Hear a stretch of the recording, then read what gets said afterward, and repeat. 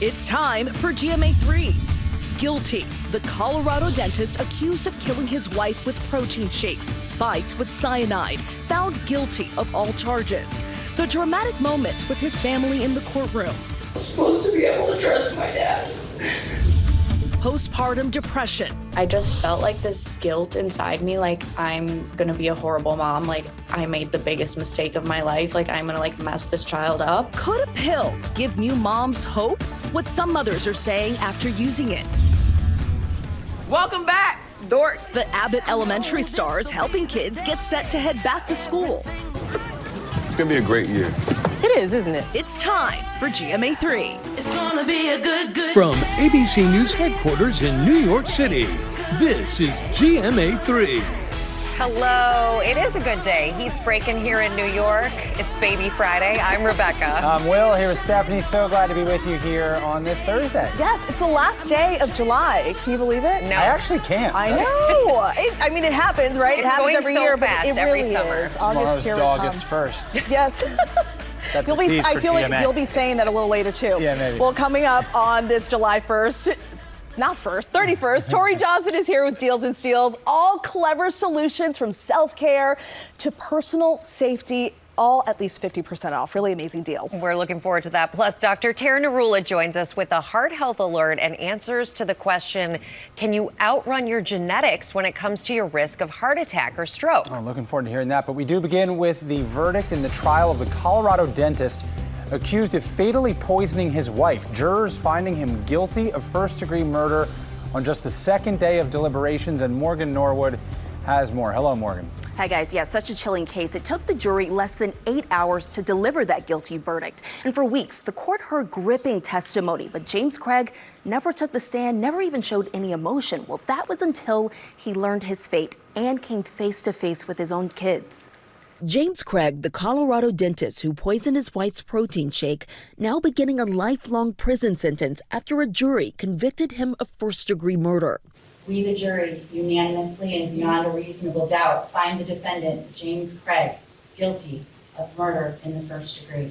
Craig breaking down the moment his eldest daughter tearfully addressed the courtroom during sentencing. I'm supposed to be able to trust my dad. He was supposed to be my hero, and instead he'll forever be the villain in my book. In their closing arguments, prosecutors painted Craig as a calculating killer who spent 10 days poisoning his wife and mother of their 6 children. To believe any of the defendant's false narratives, you have to suspend reason and common sense. The defense arguing Angela became suicidal after she learned her husband was cheating on her, reading emotional excerpts from her journal she kept years ago. It almost killed me when he said he didn't love me and I wasn't enough. The defense insisted while Craig may have been a serial cheater, that didn't make him a killer. So you know what? Good job. You proved beyond a reasonable doubt that this guy is a cheater.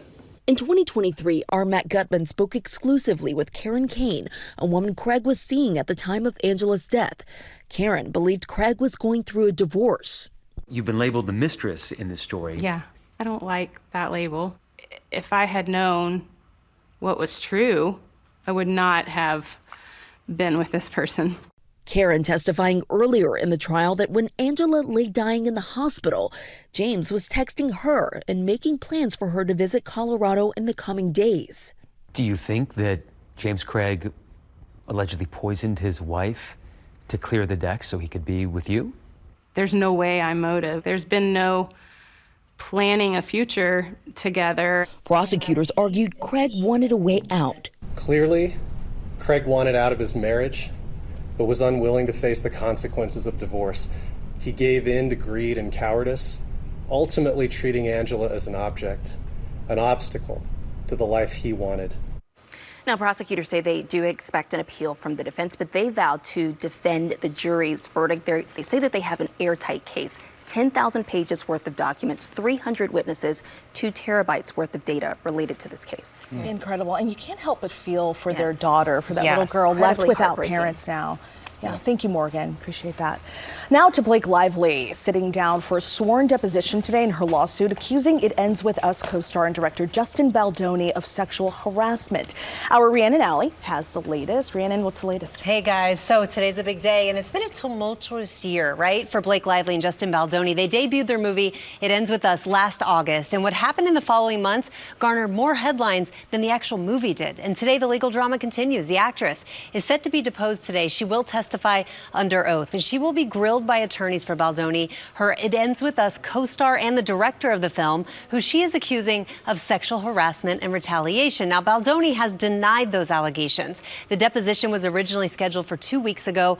It was postponed. It has been a long road for the actress since filing that suit back in 2024. Now, Baldoni has fought back. He filed a $400 million countersuit and a $250 million defamation lawsuit against the New York Times, but both of those were dismissed earlier this year. So today a court reporter and a videographer will be present, but that testimony may remain sealed under a protective order. So we may not know exactly what is said. And it really feels like this has gone on for such a long time, so much back and forth. What happens next? So Blake Lively will get her day in court. The trial is actually set to begin March 9th, and this could get really interesting. There's so much interest in this case.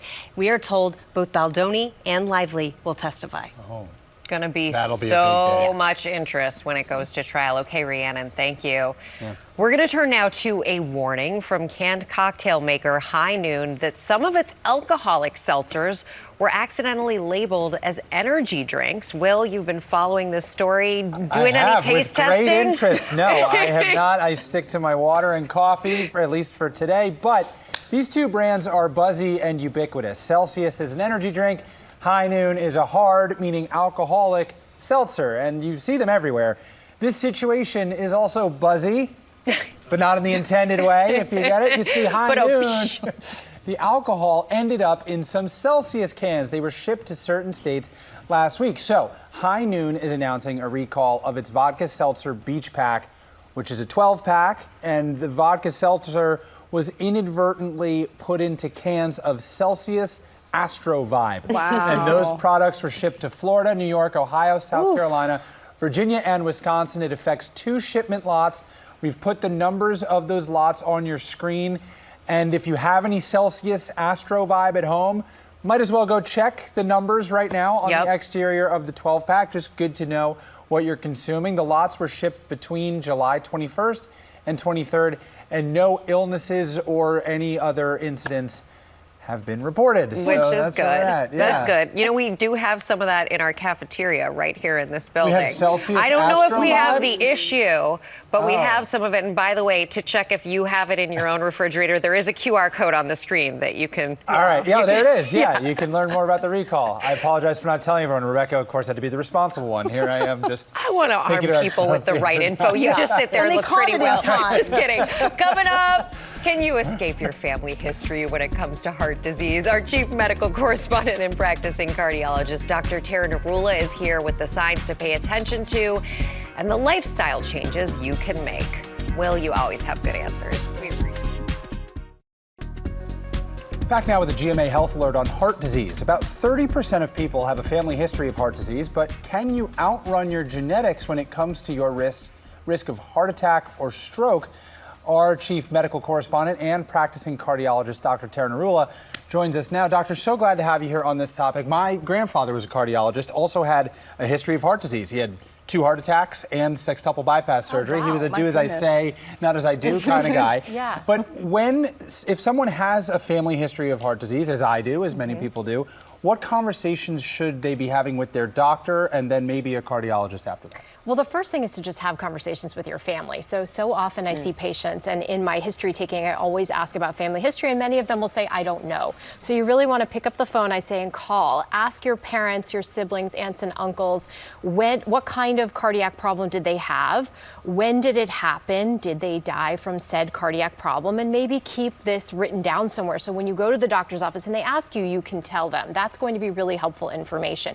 Typically, when we say someone has a genetic predisposition to cardiovascular disease, it's if they had a female mom or sister who had an event before the age of 65, or a male father or brother who had a cardiovascular event before the age of 55. Those are technically the things that count as a possible genetic predisposition. Not that we forget about the aunts and uncles and grandparents, we pay attention to that too, but that's really what we're looking at, those first degree, what we call relatives. And things that can be genetic, Will, I mean, we're talking about hypertensive disorders, cholesterol disorders, some types of electrical disorders of the heart, some types of heart failure, heart attack, stroke. So there's a lot of conditions that can be passed on genetically. And how big of a difference can lifestyle changes actually make if your history already is pointing in that direction? So you can outrun your genes, but as I tell my patients, when you have a family history, it's almost like the deck is a little bit stacked against you. So you really want to make sure that all your risk factors are optimized. And that means things like your blood sugar, your body mass index or weight, your cholesterol, your blood pressure.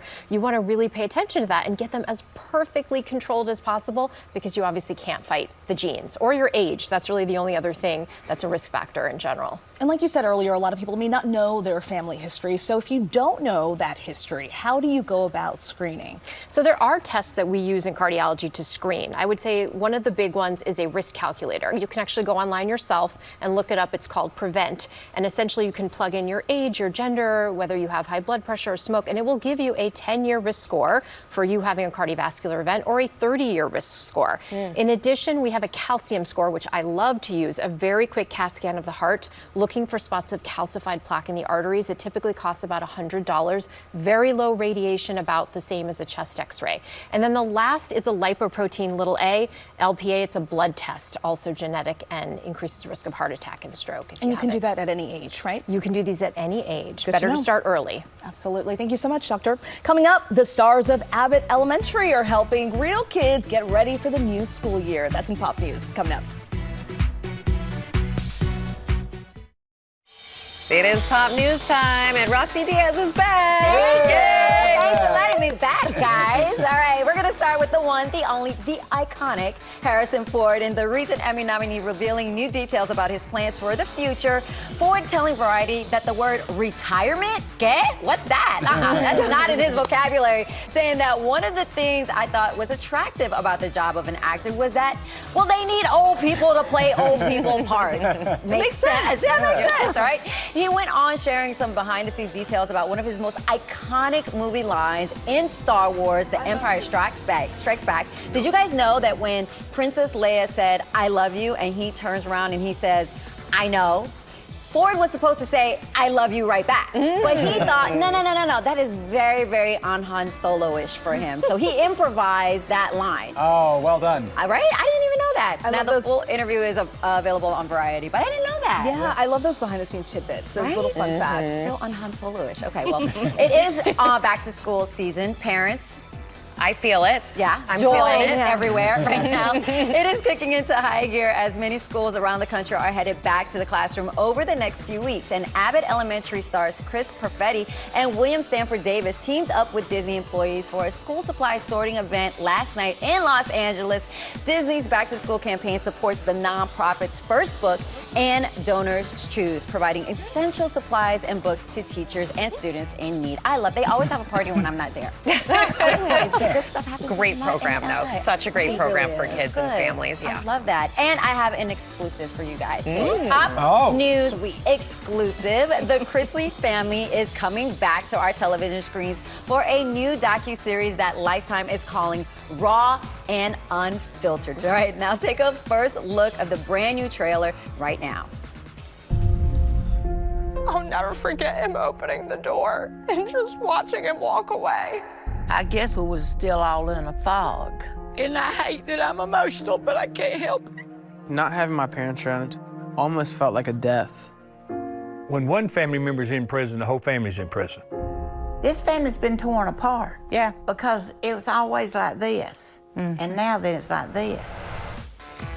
The Chrisleys Back to Reality premieres as a 2-night event September 1st and 2nd at 8 p.m. Eastern on Lifetime. And finally, to a freestyle edition to the Song of the Summer competition. And this one is from a 4-year-old freestyler. Her name is Zippy. She joined her Uncle Keenan during his recorded session a few weeks ago.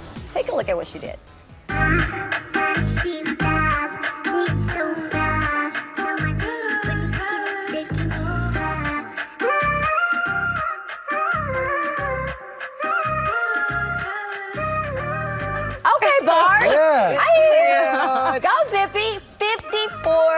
million views. Wow. Zippy, you go, girl. If So you cute. Got that auto-tune going too. If you didn't have a video accompanying that, I don't think you'd ever know. It would just be a cool. That sounds like a star. Yeah. Zippy's making it big. Adorable. I like Thank you, Roxy. Thank you, guys. Coming up here, Nina Garcia. Nina Garcia.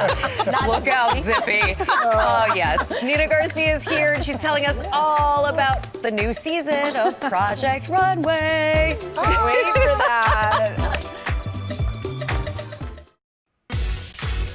Welcome back to GMA3. GMA3 indeed. Tomorrow on GMA, get ready for a cuteness overload on August 1st, the unofficial birthday of shelter dogs. We celebrate the big day every year at GMA with some best friends that are available for adoption.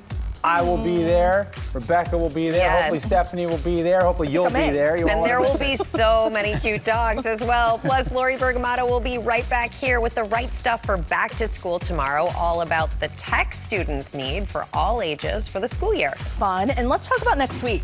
Next week is Wednesday week. Jenna Ortega, Catherine Zeta-Jones, and all of the stars will be with us every day in studio. Cannot wait to see them as the new season finally drops. Really exciting. We're excited for that. We've gone now from the Freaky Friday week to the new Wednesday week. There you go. Every day is Wednesday. Themed weeks.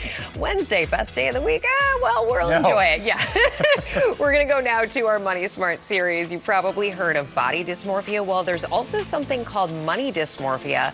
It's when the way you see your money doesn't line up with reality, and it can really come with a heavy toll, both emotional and financial. When 26-year-old Olivia Jenkins first heard the term money dysmorphia, she says it resonated right away. At some points, I feel like I, in my head, have more money than I actually do, which is what causes my overspending. The New York City freelance writer and public relations consultant seemingly lives her dream, but her relationship with money is skewed. It's called money dysmorphia, when someone has a distorted perception of their financial status. Especially in the world of social media that we live in, it's very easy to fall into the trap of feeling like you have to spend. I kind of have adopted this mentality of that money is fake. It's a growing trend that financial activist and author Daisha Kennedy has seen amongst her over 340,000 followers. We are constantly being bombarded with what we should buy and what we should do. And sometimes even if you are doing okay, it's hard to grasp that as a reality because we are always being consumed with we should be doing more. She helps her clients start critically looking at their finances without comparing to others. People are sometimes doing better than what they think. One of the components of money dysmorphia is a constant comparison to our peers. Financial psychotherapist Dr. Alex Melkumian says it can send our brains into survival mode. That comparison triggers this idea of, hey, am I surviving or am I not? How am I doing compared to my peers? In order to avoid dealing with that inner critic, we avoid money issues altogether. So what are a few tactics to help get money dysmorphia under control? Monitor how often you think about money, then unfollow accounts that lead to unhealthy comparisons. And keep track of spending to remove anxiety of the unknown. And something that's worked for Olivia, pausing before purchasing. Waiting 24, 48 hours, because then you have to think to yourself, is this actually going to bring me value? Take that double beat, guys. And one of the things we're also seeing with money dysmorphia is the lifestyle creep. So people who might have gotten a raise a few years ago, but they're spending a lot more than that additional income because you feel like, oh, I got this bigger paycheck. You're not thinking about the fact that you're overspending. But I do think social media plays such a role in this. As we're in the summer. People are looking at other people's summer vacations. It's hard to not feel like, oh, well, I should be doing that because Joe and Kelly are doing the same thing somewhere else. Yeah, everyone's in Europe or whatever. Exactly. You can't compare, and just keep in mind that that's not necessarily always reality. But you had a good tip so in right the about keys, that. Unfollow those accounts that are making you feel that way. You have to get rid of those triggers if you can. Spend less time on social media, more time in real life. Yeah, exactly. Thanks, Rebecca. All right, now to look at the first medication approved to treat postpartum depression. depression. Approximately 1 in 8 new moms suffer from postpartum depression. Now, those who have used this medication are sharing their personal experiences in hopes of helping other new moms. It's a story we first saw in the New York Times. 5 weeks postpartum, and it's been rough, to say the least. Thousands of new moms have tried the first drug available for postpartum depression and are now sharing their experiences. That postpartum depression period is so you can't even explain it unless you go through it, but it's miserable. The pill Zurzuvae, approved in 2023 and taken for only 14 days, can ease depression symptoms in postpartum women in as little as 3 days. Other antidepressants can take weeks. It's a very serious disease, not just the baby blues. So having medications that are now FDA approved to treat postpartum depression and to treat it quickly is really beneficial. 29-year-old Sarah Yates, mom of 2 under 2, experienced postpartum depression after both her children were born. Panic attacks would ensue. A psychiatrist recommended she try Zurzuvae when her second baby came home. Her results were mixed. I took the medicine for the first time last night. I did not like the way it made me feel. It made me so groggy. I experienced the highest of highs and the lowest of lows. But side effects aside, she says she did sleep better. I did feel like it kind of reset my brain. So I was better off than I was before I took it. I've been on it for almost a week now, and the difference is night and day. I could cry happy tears. 25-year-old Stevie Robertson from Glenwood, Illinois, gave birth to her second baby in May. I just felt this guilt inside me, I'm gonna be a horrible mom.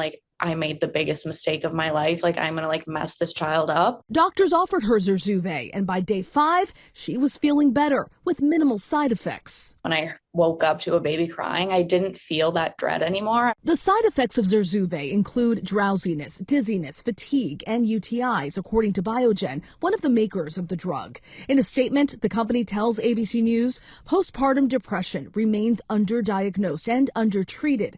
It is important that women who may be experiencing symptoms of postpartum depression speak with their doctors. And of course, Zurzuvae may not be a cure-all for everybody suffering from postpartum depression, but having conversations like these women are willing to have on social media is helping to remove the stigma around an experience that for so many others often goes unspoken. So important to keep in mind, every woman is different, every woman's experience is different, but more studies are being done on women that are breastfeeding. Yep. It's unclear what the penetration of the breast milk is like right now. It's great to see that there's something for potential improvement. Stephanie, thank you. Coming up here, Tori Johnson's here with Deals and Steals, clever solutions for self-care, personal safety, and more, all at least 50% off. We're back now with Deals and Steals. Tori Johnson is here with problem-solving products to help make life just a little bit easier, and they're all from small businesses, which I love to hear. And Tori, first off, it smells amazing. It does smell good. Okay, I've got pens for each of you. Okay. So this for you will stress, see. stress relief. Exactly. Love. My neck. No. So you see that you put, it's a real pen, works like a regular pen, but then there's that little area there for essential oil. 4 vents right here. So when you're super stressed, you would keep all 4 of those vents open. Okay. Maybe just a little bit of stress, you put 2 of those, 1 of those vents open. Great. And it's just it's so just, you can be writing, if you're studying for something, and then you're like, right. I'm so stressed from all the studying. From whatever it is. It's just, exactly. That's exactly what it's Is that how you used to study, Will? What? I don't. It's really all about stress relief where you need it. So these, I love these. These are pencils. Yeah. And so it's you rub and sniff. So these are elevated scents on those pencils. We've got diffusers for the bathtub, the car, the shower, sitting on a desktop. Brad recommends that we buy this for our friend producer Alana. He said that Alana would be a phenomenal candidate Namaste, Alana. for these pens. Everything slash and half starts at $10. I like the idea of putting this in your bag too, because then your bag smells kind of nice and everything in it. Something this else is so for smart. your bag. Yes. Absolutely. Right here. Yeah. She's Birdie. Yep. So we're not going to pull the pin. We're not activating it. We are not activating it. But if we were in public and felt unsafe and you pull this pin, it emits a loud siren as well as a strobe light. So it's designed to ward off, startle a would-be attacker, as well as attract help from other people who hear that sound. So an easy, because it has this like great brass keychain, this you could put this on your keys, on your backpack, your belt, anything really, and just having it with you at all times when you're out and about. Really great as everyone's going back to college. Send them one of these, 50% off. 3.5 million people own these. This is the newest version. They're $17.50. Great to have. So smart. What are something these? else that's fun. Okay, so we got a couple things here. This one right here, if you pick that up, you can see on one side, it's a little purse, but on that other side, if you turn it around, you could slip your phone right in there and then text and use your phone right in there. Right on top. Without taking your phone out. And then these are really fun straps called a clip and go, where you keep your phone literally attached to your hip, and then you've got a little pouch for cash, cards, whatever it is. We've got a lot of people on our glam team and the makeup team who love these because they get to be hands-free, but the phone's right there front and center. Right. Everything from Save the Girl slashed in half. I know this is going to to sound weird, but I like the sound they make when they kind of jangle Yeah, around. when they It jangle sounds around. cool. Yeah, very cute. Okay, batteries, rechargeable, eco-friendly, always available to you. We've got AA, C, and D. And what's great is that it comes right with the charger, and then the little LED shows you how much power that you've got left. Super smart to have around, especially if you go through batteries quickly. This one will ultimately save you money in the long run, and today it's 50% off. Very handy for all the toys at home. That's right. Toys, That's right. remote control cars. Okay. I Grab love this. these so much. Yep. Grab this. I'm gonna give you the big Oh, yeah, I one. get the big You dog. get the All right, big cool. one. Give these to you guys. So much sensitive information on So here. much sensitive information. There you go. Let's so you see it happen. can steal your identity from prying eyes with just a little scroll. This is great. It is so smart. Here, Steph, you get a prescription bottle. You could do it on that too. Really? It works on this too? It works on a bottle, glossy things type paper? Any kind of confidential this is information. great. That's so smart. We've got entire sets for you from Guard Your ID, $20 and free shipping. Nice. Oh, So they're like while- little letters. Oh, cool. Yeah, there's a holding on to the exactly. pen. It's because I love Seals it so all. much. And then Oh, finally, everything. I know you don't want to put this What am I down. supposed to do? You did a good job. This is a little Okay. art project type here. How about a facial for your feet? We've got everything from Barefoot Scientist. Those gel socks are some of the best. These, you slip these on overnight, and it's got this special gel on the inside. Super soft feet in the morning.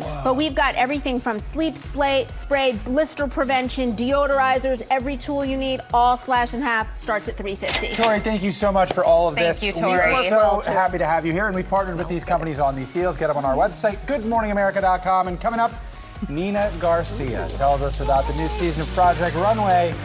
Wonder if she has these gel socks. Welcome back. All eyes will be on the premiere of Project Runway Season 21 tonight. Star Nina Garcia, the longest-running Project Runway judge and editor-in-chief of Elle Magazine, is here to tell us all about it. Welcome, Nina.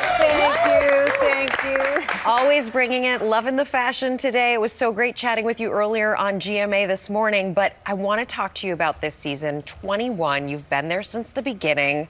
I remember watching that very first season. You know what? When people say that to me, like some people, we were talking, Heidi and I, like some grown people come up and they're like, "We've been watching you since the beginning," and they're like grown men that probably started when they were like kids. Yeah, well, it's an amazing thing, and it has to feel amazing because very few things can just keep going like that and constantly reinvent and keep up with the times too.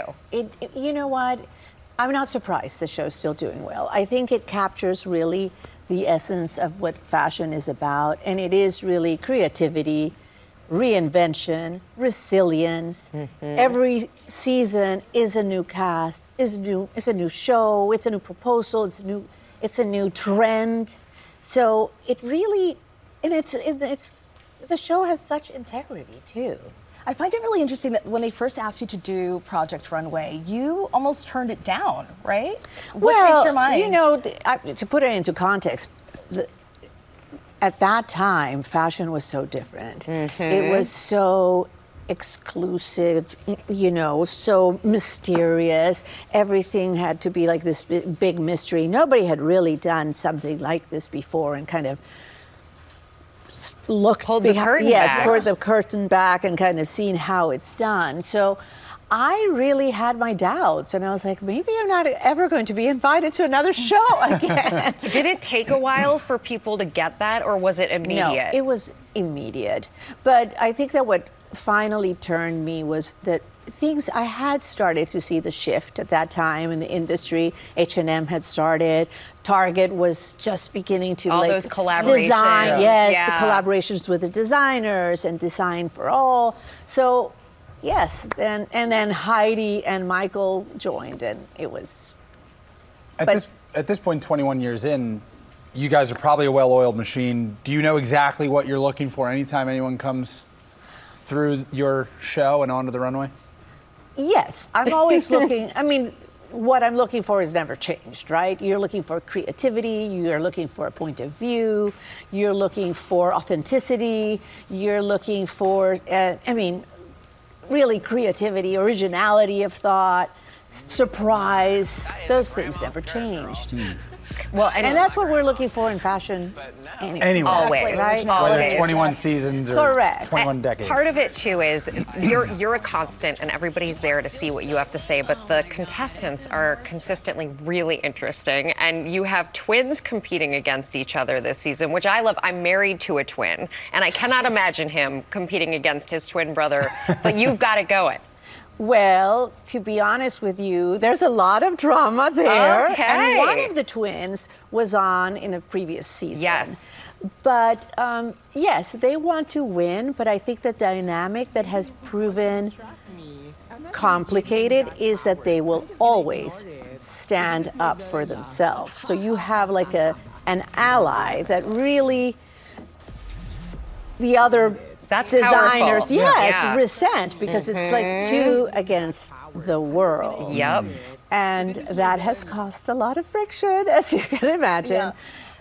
Yeah. In the trailer, we see you kind of clashing with one of the twins, Antonio, over his attitude and not being able to really take some criticism. What would be your advice to someone entering the fashion industry that probably doesn't do well with criticism, or any industry for that matter? Especially the creative industry where it's really so subjective, you have to have a thick skin, and you have to be able to not even take the criticism. It's like, I'm just giving them advice, right? That's my job, is to kind of give them this constructive advice of what I've experienced in the industry and how I can help them. But yeah, he's not the first one that has done this. Not the first in 21 years. Not the first one in 21 years that has been aggressive, but it's okay. It's okay, and I also have law there to protect me, so he's got your back. Well, I think people always appreciate your point of view because you're coming from a place of, you can feel that you want people to succeed, but you're also real. And the critique is always helpful. It's always helping that artistic person. Yes. Be a business. Well, and I'm also, I see a lot in this industry, from young designers to very established designers. So I'm really always comparing them to what I am seeing, to the young creators that I'm meeting almost every season. It's not an easy business to be in. It is not, but it's a wonderful business to be in. And you've done fantastic in it. Thank you so much, Nina. It's so wonderful to have you. And this is a super show. It's a lot of fun. So excited. Project Runway premieres tonight on Freeform, Hulu, and Disney+. We'll be right back. For more news, check out What You Need to Know anytime on Disney+. See you tomorrow. Bye.